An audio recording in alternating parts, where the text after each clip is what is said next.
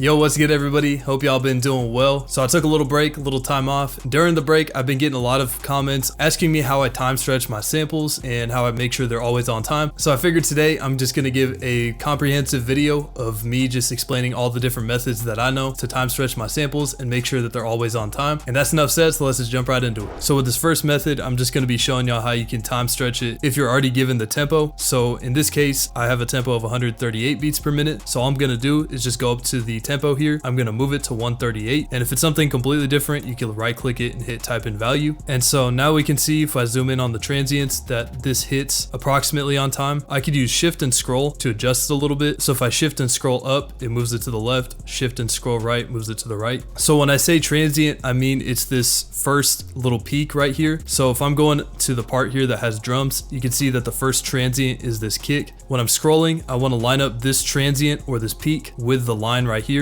where it says 10. And so if I play this with a metronome, you're going to be able to hear that it's on time.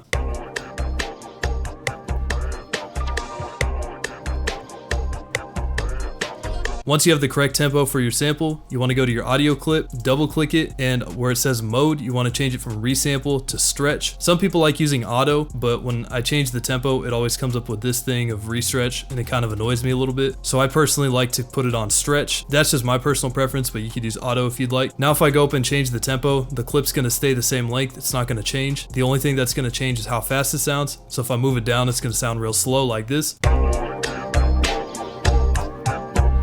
Or if I move it up a lot, it's gonna sound faster.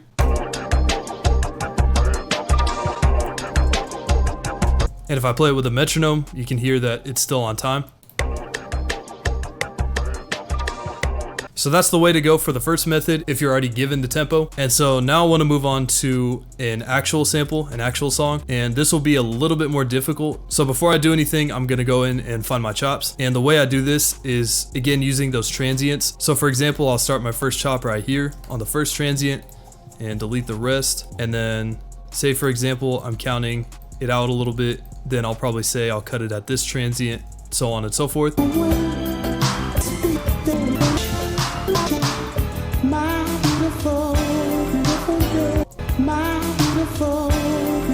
Alright, so I'm gonna go right here and cut it right on the transient like I originally said, and I'm gonna move this up to the nearest 4 measure. So in other words, where this playlist goes from light gray to dark gray, and I'll end the chop where I feel like it's necessary.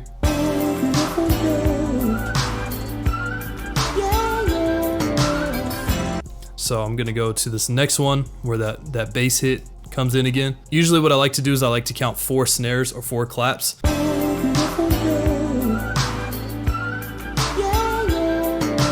So now we got our first little chop. I'm gonna do the same thing, move this to the next 4 bar, and then just find my next chop from here. So I'll chop it on this transient.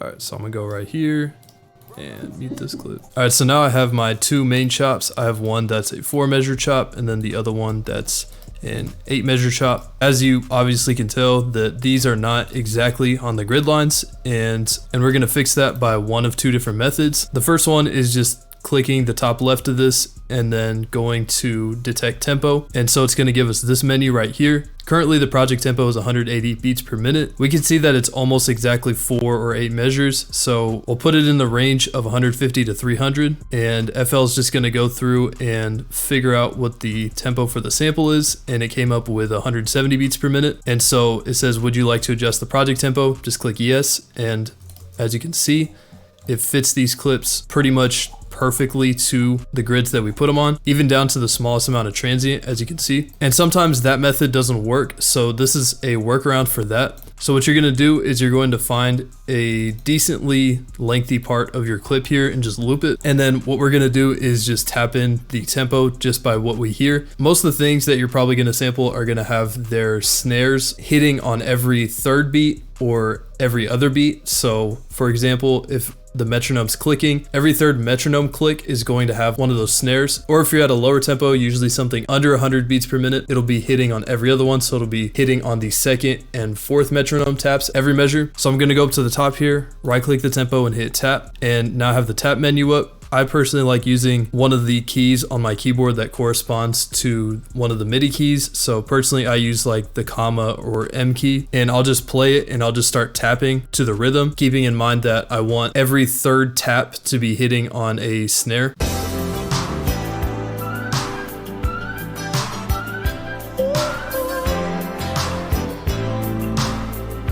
So using that strategy, we got a BPM of 85. And if you multiply that by 2, it's 170. So it gets you to the same place as the previous method. The only difference is that I just put this at a lower tempo. I tapped it in so the snares are hitting on the 2nd and 4th beat. So there's one snare right here, the next one's here, the next one's here. So if we count the major grid lines of each measure, this is the first metronome click, 2nd, 3rd, 4th. So 1 snare, 2 snare, something like that. Now we have it in that halftime. You can also tap it in just twice as fast as I did to get 170.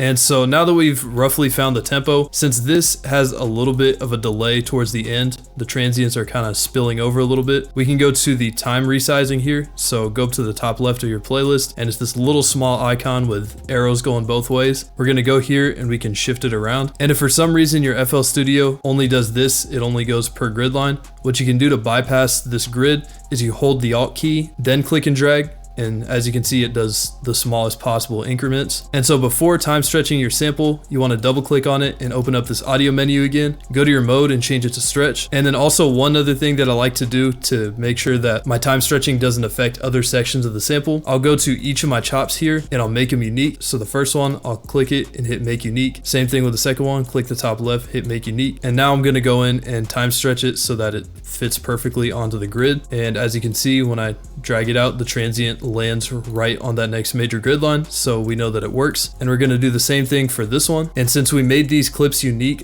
time stretching this clip right here doesn't change this one. And so the final check for this is just playing your clip and turning on the metronome and just listening to it.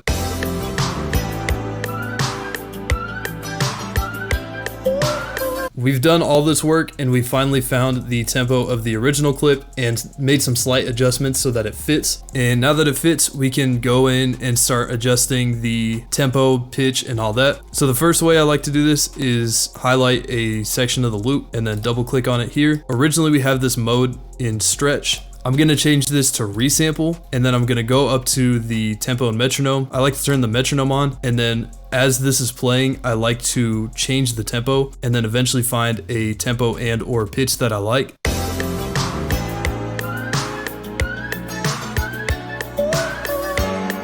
Usually when you adjust this, the pitch isn't exactly on key, and that's going to be problematic when it comes to adding an 808 or any bass sounds that you want to. So what you're going to do is double click on the sample again and change the mode from resample to stretch, and we're going to adjust this pitch knob right here until it gets as close as we can to the original resample one. And you can change back between the stretch and resample to compare the pitches.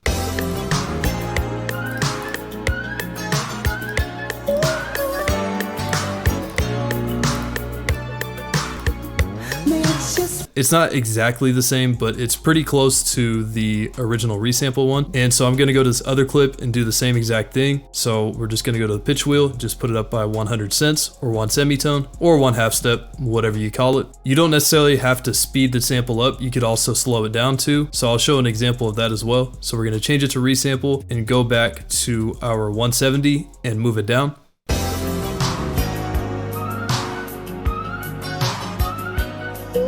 And go to stretch and change the pitch down.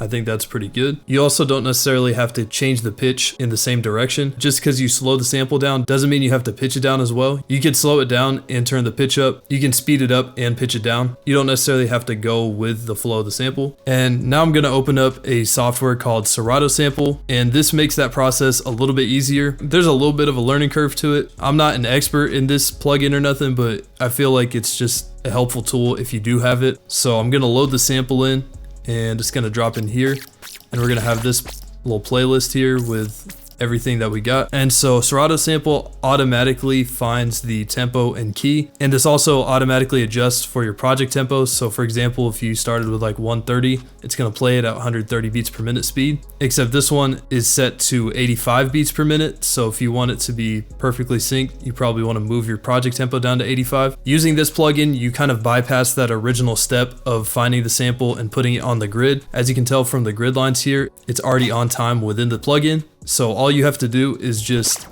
find a chop that you want and you're pretty much done. So I'm gonna go into here and find those same chops that I did from the previous method and just show y'all what the minor differences are. And so to make chops in Serato sample, you just find the spot that you want to make a chop, and then you just click in any one of these, or if you have a MIDI keyboard or MPC, you'll just hit the corresponding key to that. And so every time I click this, it'll just start playing the sample from this point.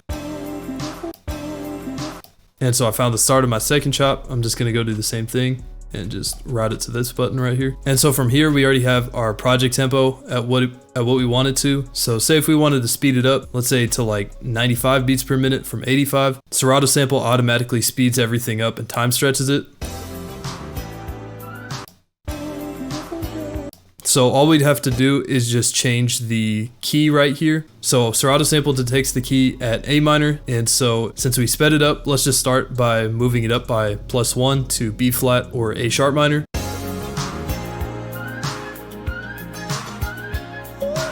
And comparing that to what we had originally.